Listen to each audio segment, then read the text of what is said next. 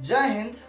इस वीडियो के माध्यम से हम समझेंगे जम्मू कश्मीर के बारे में और यह भी देखेंगे कि सियाचिन को भारत ने कैसे अपनाया था। ठीक है, तो जैसा कि मैं अपने पिछले वीडियो में बताया था कि 26 अक्टूबर सन 1947 को डोगरा शासक के अंतिम राजा हरि सिंह ने भारत को कश्मीर जो है दिया था विलय पत्र पर साइन करके।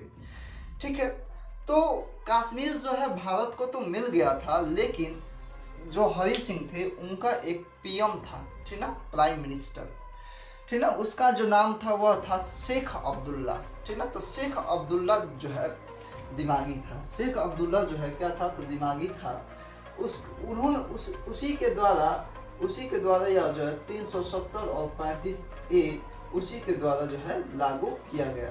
वह जो है बोलता है कि ठीक है, कश्मीर जो है भारत का अब रहेगा, भारत का ही मतलब होगा, लेकिन यहाँ पे जो है भारत का जो संविधान है वह लागू नहीं होगा। तो यहाँ पे जो है 370 आर्टिकल 370 और 35A के द्वारा कश्मीर को एक अलग दर्जा प्राप्त होता है। ठीक है, फिर हमने यह भी बताया था कि जो पाकिस्तानियों ने क्या किया था, आक्रमण किया था कश्मीर में, और कश्मीर में आक्रमण करके पीओके यानी कि 30% भाग ऑफ कश्मीर यानी कि कश्मीर का 30% भाग जो है अपना लिया था, यानी कि कब्जा कर लिया था। ठीक है, तो इस 30% भाग को पाकिस्तान जो है 3 भागों में बांटा है। ठीक ना, यह जो भाग है यह जो है आज़ाद कश्मीर है, यह जो भाग है आज़ाद कश्मीर, यह जो भाग है यह है बलूचिस्तान, और यह जो भाग है यह क्या है, तो यह जो है गिलगित है, यह जो है गिलगित है। ठीक ना, 3 भागों में बांटा मेनली। यह जो है गिलगित, यहाँ पे एयरपोर्ट है। ठीक ना, यह जो भाग है यह आज़ाद कश्मीर के नाम से, और यह जो है बलूचिस्तान के नाम से। ठीक है, और यह जो आपको यह डॉटर दिख रहा है, यह जो पार्ट दिख रहा है, यह है सस्काम घाटी, जिसको जो है पाकिस्तान ने चाइना को दिया है, ठीक ना, गिफ्ट के रूप में। ठीक है, अब हम यह समझेंगे कि यहाँ पे क्या क्या है। तो यहाँ पे जो है यह जो है लद्दाख है, यह जो है लद्दाख है, यह जो है जम्मू है। लद्दाख के बाद जम्मू यहाँ पे कर लेते हैं। उसके बाद यह जो है कारगिल है, कारगिल यहाँ पे है, और यहाँ पे जो है यह है श्रीनगर को किसने बसाया था, तो श्रीनगर को राजा अशोक ने बसाया था।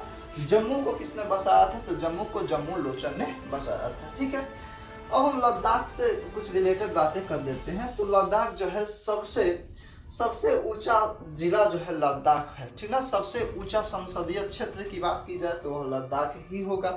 ठीक ना, तो अब जो है हम बात करते हैं यहाँ पे, जब कश्मीर में आप जाएंगे, जब भी आप कश्मीर में अगर जाएंगे घूमने वगैरह के लिए, ठीक ना, घूमने के लिए, तो आपको जो है वैली और पासेस देखने को मिलेंगे।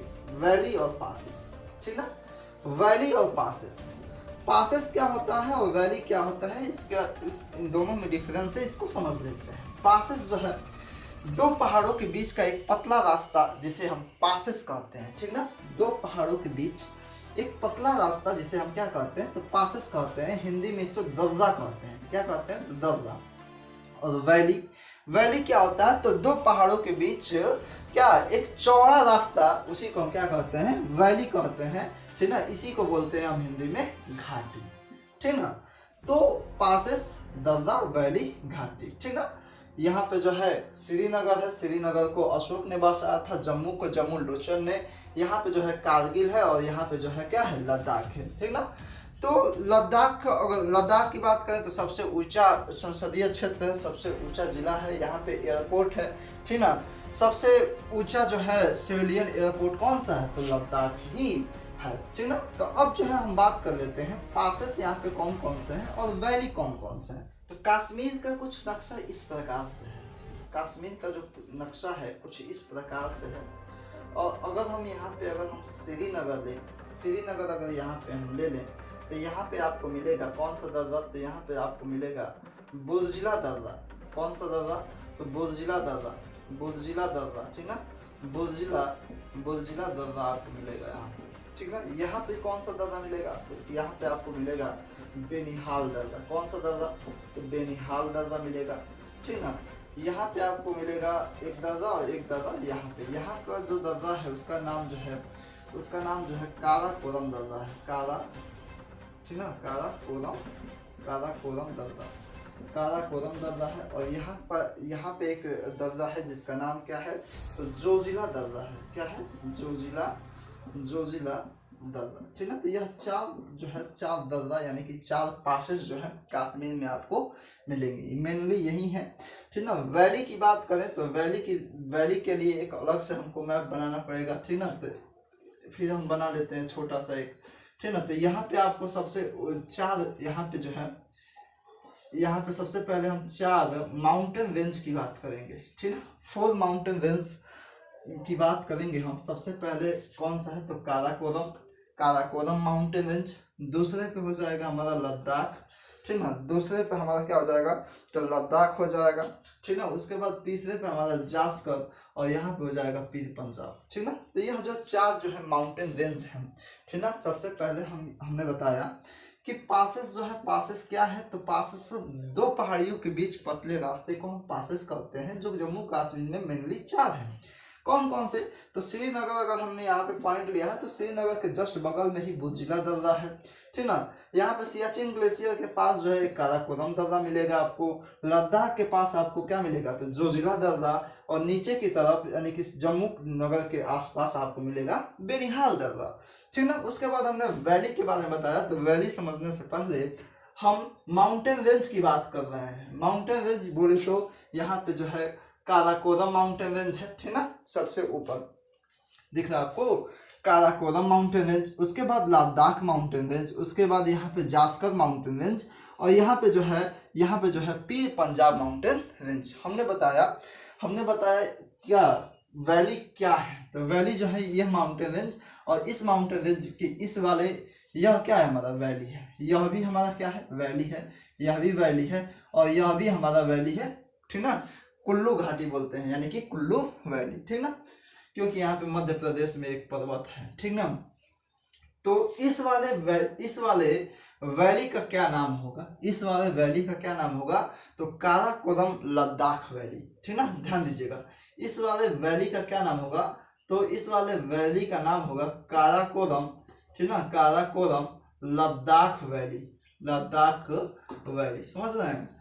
काराकोरम लद्दाख वैली इस वाले का हो गया, ठीक ना। यहाँ पे जो दर्रा होगा, सॉरी, यहाँ पे जो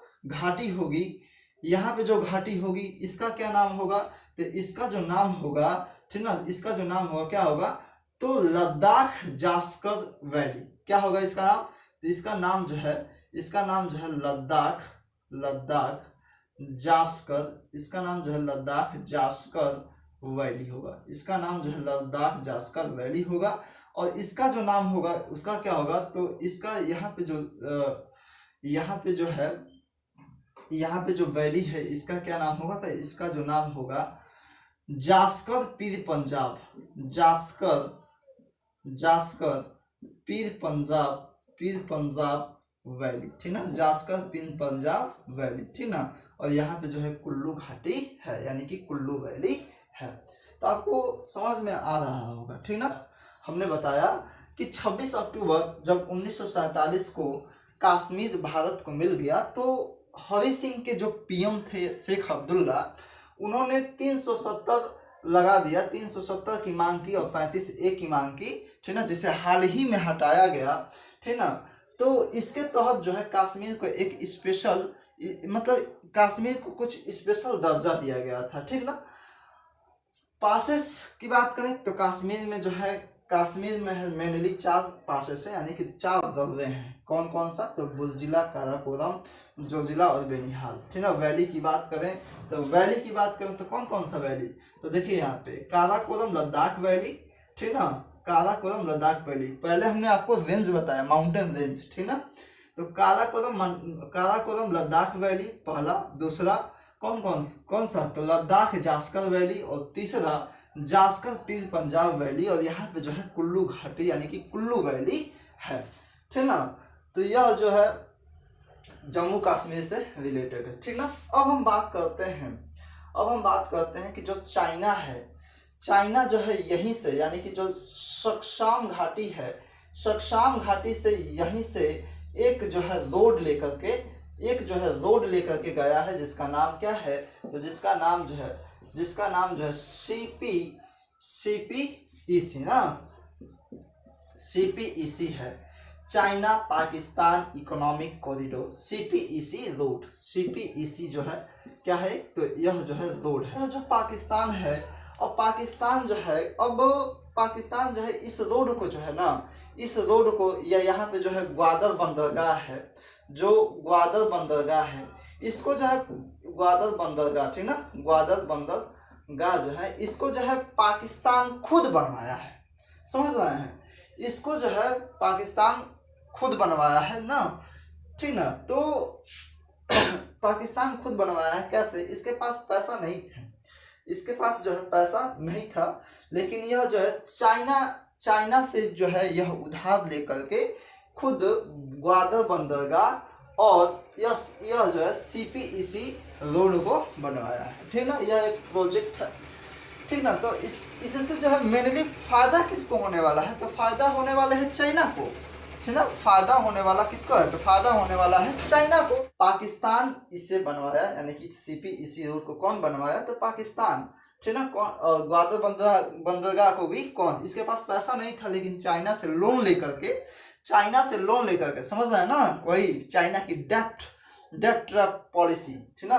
उसके बारे में भी चर्चा करेंगे हम अगले वीडियो में। तो चाइना से लोन लेकर के यह जो है सीपीईसी रोड और ग्वादर बंदरगाह बनाया। हालांकि इससे जो है चाइना को ही फायदा होने वाला है, ठीक ना, पाकिस्तान को थोड़ा सा भी फायदा नहीं होने वाला है। फायदा क्या है चाइना को, कि जब भी मतलब यह जो है चाइना हमारे यहाँ पे है, ठीक ना, तो चाइना यहाँ पे जब भी मतलब इसको ग्वादर बंदरगाह पे आना रहता था, तो यह मतलब कई सारे समुद्री यात्रा करके और नीचे से श्रीलंका के तरफ से होते हुए यह कहाँ जाता, तो ग्वादर बंदरगाह पे जाता। और इस तरह से जो है चाइना पे मतलब तो हमारी नेवी बहुत तगड़ी नज़र रखती थी कि यह कहाँ जा रहा है, समझ रहे हैं, और तगड़ी नज़र भी रखती थी, और मतलब बहुत ज़्यादा प्रॉब्लम हो जाता था चाइना को, ठीक ना, बहुत ज़्यादा डिस्टेंस ट्रेवल करना होता था, ठीक ना। लेकिन अब क्या है कि जब सीपीईसी रोड तैयार है, तो यहाँ पे जो है चाइना के ट्रक यहाँ पे घूमते हैं डायरेक्ट यहाँ पे आकर, और तुरंत यहाँ पे ग्वादर बंदरगाह, और ग्वादर बंदरगाह से अपने सारे चीज़ों को यूरोप में सप्लाई कर देना है, ठीक ना। तो यह जो है एक आसान काम हो गया चाइना के लिए, ठीक ना। तो सीपीईसी, लेकिन एक बात यह भी है कि यहाँ पे जो है हमारा जो है क्या है, तो सियाचिन ग्लेशियर, ठीक ना, सियाचिन ग्लेशियर पे हमारी भारतीय सेना है, और यहाँ से मतलब सब देखती है कि यहाँ से क्या जा रहा है, कितना ट्रक गया, कितना टेम्पो गया, इमरान खान इधर है कि नहीं है ना, शी जिनपिंग है कि नहीं है, मतलब सब सारी चीज़ें जो है यहाँ पे हमारी भारतीय सेना देखती है, ठीक ना, इसी सियाचिन ग्लेशियर पे बैठ करके। अब हम बात करते हैं सियाचिन ग्लेशियर को कैसे अपनाया गया। तो सियाचिन ग्लेशियर यानी कि जहाँ पे तापमान जो है लगभग -55 डिग्री सेल्सियस चला जाता है, समझ रहे हैं आप लोग, -55 डिग्री सेल्सियस चला जाता है। यहाँ पे रहना बहुत ही मुश्किल होता है, बहुत ही मुश्किल। वो तो हमारी भारतीय सेना कितनी कष्ट करके वो हमारे लिए कष्ट करते हैं। अब उनको जो पेमेंट मिलता है भारत सरकार द्वारा, उसका क्या वैल्यू है, कुछ वैल्यू नहीं है, ठीक ना। वो वाकई में वो देश के लिए मतलब तत्पर रहते हैं और देश के लिए मरते हैं, ठीक ना। तो जहाँ पे इसी की बात करें, हम सियाचिन ग्लेशियर की बात करें या सियाचिन की बात करें, तो यहाँ पे जो है -55 डिग्री सेल्सियस तापमान चला जाता है, -55 डिग्री सेल्सियस, ठीक है। तो यहाँ पे जो है रहना बहुत ही मुश्किल होता है, यहाँ पे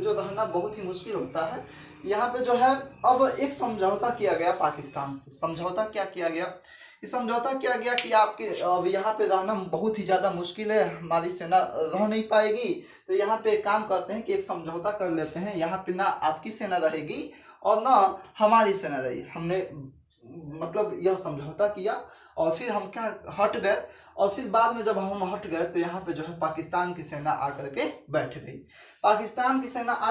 गई, इतनी ज़्यादा ठंड में, ठीक ना। तो कैसे संभव हुआ ये कि मतलब हमको पता चला कि यहाँ पे आकर के पाकिस्तान की सेना बैठ गई है, तो भारतवासियों ने यानी कि भारत की आर्मी ने क्या किया, तो यहाँ पे भी जाने का प्लान बनाया कि यहाँ पे हम लोग रहेंगे, ठीक ना। और यहाँ पे रहने के लिए दो चीज़ की कमी, ठीक ना, दो चीज़ चाहिए होगा, ठीक ना। एक अच्छे कपड़े, जो उस समय भारत के पास नहीं थे। अच्छे कपड़े का मतलब क्या है, ठंडी से बच सके, ठीक ना। वह ऊनीदार कपड़े, वो अच्छे से अच्छे कपड़े जो हमें ठंड से बचा सके। -55 डिग्री आसान काम नहीं है, ठीक ना, यहाँ पे रहना।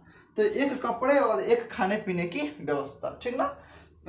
तो कपड़े की बात करने के लिए हम पहुँचे कहाँ, भारत सरकार या भारत की जो आर्मी थी वह पहुँची नॉर्वे, ठीक ना। नॉर्वे जो है उस समय कपड़ों के लिए मतलब ऐसे कंडीशन में, ऐसे टेम्परेचर पे, मतलब कपड़े ऐसे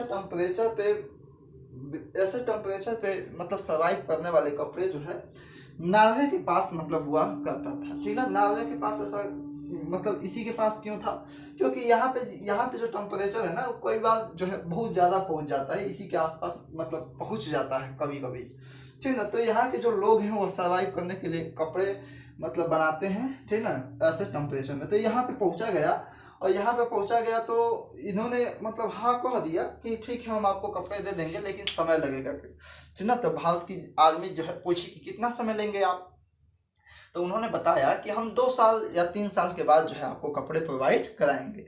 ऑलरेडी हमको बहुत ज़्यादा ऑर्डर मिल चुका है, ठीक ना। तो भारत की आर्मी पूछ दी कि आपको ऑर्डर कौन दिया है, तो वहाँ से रिप्लाई आया कि हमको ऑर्डर जो है पाकिस्तान ने दिया है, ठीक ना। तो समझिए पाकिस्तान को ही हमको पाकिस्तान को ही मार्क देनी थी, और पाकिस्तान जो है ऑलरेडी कपड़े की ऑर्डर यहाँ से दे दिया है, ठीक ना। तो फिर भारत की आर्मी सोची यह कि ठीक है हम कब तक कपड़े का इंतजार करेंगे, तब तक बहुत देर हो जाएगी, हम ऐसे ही चलते हैं, ठीक ना। तो ऐसे ही वो लोग देसी कपड़े, देसी कोट पहन करके, ठीक ना, वहाँ पे सियाचिन पे पहुँचते हैं।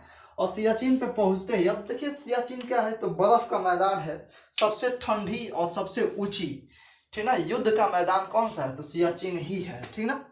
तो वहाँ पे आप लोग जैसे बालू पे चलेंगे हम लोग, ठीक ना, रेगिस्तान में चलेंगे या रेगिस्तान में कोई गाड़ी जाएगी तो आसानी से मतलब निशान जो है मिटाए जा सकते हैं, ठीक ना। क्योंकि अगर हम मान लीजिए कि गाड़ी लेके जा रहे हैं, तो पीछे अगर हम बोरा अगर बांध दें हम, ठीक ना, तो क्या होगा कि निशान जो है मिट जाएगा। लेकिन जो है बर्फ़ पे चलने पे ऐसा कुछ नहीं होता है, बर्फ़ जो है वहाँ पे निशान जो है बहुत देर तक रहता है, ठीक ना। तो वहाँ से जो है उस निशान से ही पता लगता है कि यहाँ पे कोई आया है, और यहाँ पे जो है ट्रैवल करके कोई गया है, उस निशान से जो है मतलब पकड़ में आ जाता है, ठीक ना।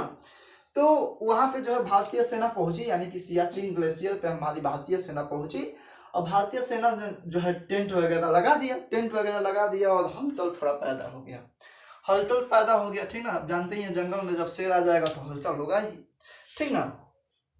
अब हमारी सेना पहुंचती है, इंडियन आर्मी पहुंचती है, और इंडियन आर्मी जब पहुंचती है वहाँ पे, तो अपना टेंट वगैरह डाल करके क्या करती है, तो विश्राम करती है।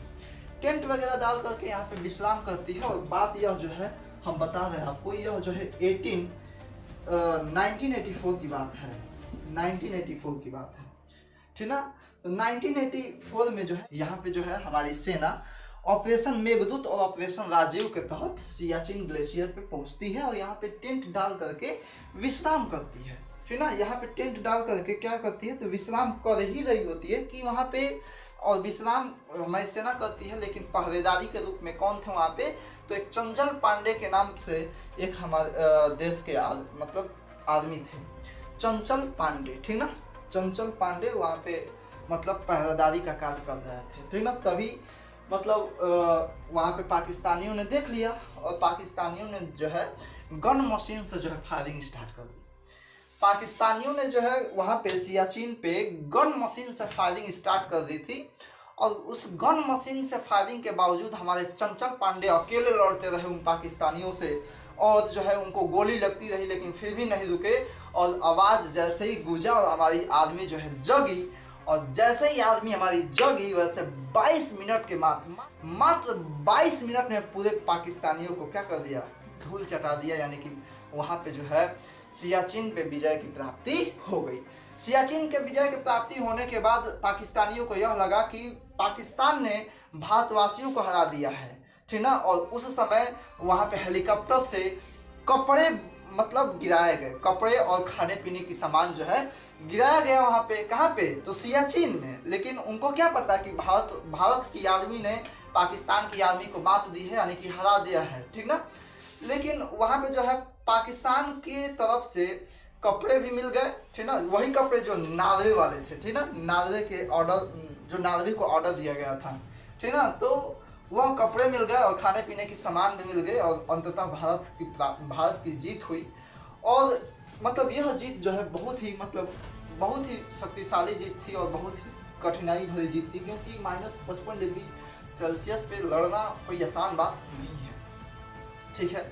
यहाँ पे जो है, जो हम लोग आलू उबालते हैं ना, आलू, वहाँ पे जो अगर यहाँ पे आलू उबालेंगे तो 30 से 40 सीटी लगेगी तब जाकर के आलू गिरेगा, ठीक ना। वहाँ पे अंडे ऐसे उतारे जाते हैं जैसे कि यहाँ पे जो है ट्रक से गिट्टी उतारा जाता है ना, ठीक उसी प्रकार का वहाँ पे अंडे उतारे जाते हैं। यानी कि जानते ही इतना ठंड में जम जाएगा आदमी, ठीक ना। ब्लड वगैरह भी बहुत, ब्लड या जो लिक्विड है या भी क्या हो जाएगा, जम जाएगा, ठीक ना। तो फाइनली जो है हमारा सियाचिन जो है ऑपरेशन मेघदूत और ऑपरेशन राजीव के तहत, ऑपरेशन मेघदूत और ऑपरेशन राजीव, ठीक ना, यह याद रखिएगा। ऑपरेशन मेघदूत और ऑपरेशन राजीव के तहत सियाचिन पे हमारा क्या हो गया, कब्जा हो गया, ठीक ना, भारत की। और तब भारत की आर्मी का कब्जा हो गया, भारत की आर्मी वहाँ पे रहती है। और अभी भी मतलब अभी भी सारे लोग तो नहीं, लेकिन कुछ लोग वही कपड़े पहनते हैं जो उस समय गिराया गया था। मतलब जो लोग हैं, ठीक ना, वही कपड़े पहनते हैं जो उस समय गिराया गया था, ठीक ना। ताकि मतलब इसलिए पहनते हैं कि यह जो है हम लोगों ने पाकिस्तानियों से क्या किया था, तो छीना था, ठीक है। तो 1984 में ऑपरेशन मेघदूत और ऑपरेशन राजीव के तहत जो है सियाचिन पे कब्जा हुआ था, ठीक है। और तब से जो है अभी तक सियाचिन पे कब्जा है, ठीक ना। तो ये रही पूरी बात जम्मू कश्मीर की और सियाचिन ग्लेशियर से रिलेटेड। और अगले वीडियो में हम मिलेंगे किसी से रिलेटेड, तो मैं बता देता हूँ। इसी का एक और पार्ट आएगा जिसमें हम कारगिल की लड़ाई के बारे में समझेंगे। कारगिल की लड़ाई कैसी हुई, ठीक ना, मतलब कैसे जीत की प्राप्ति हुई कारगिल में। और जो है एक और चीज़ हम पढ़ेंगे उसमें अगले वीडियो में कि five finger policy of China की जो है 5 फिंगर पॉलिसी क्या है, इस चीज़ को भी हम उस वीडियो में समझेंगे। तब तक के लिए जय हिंद।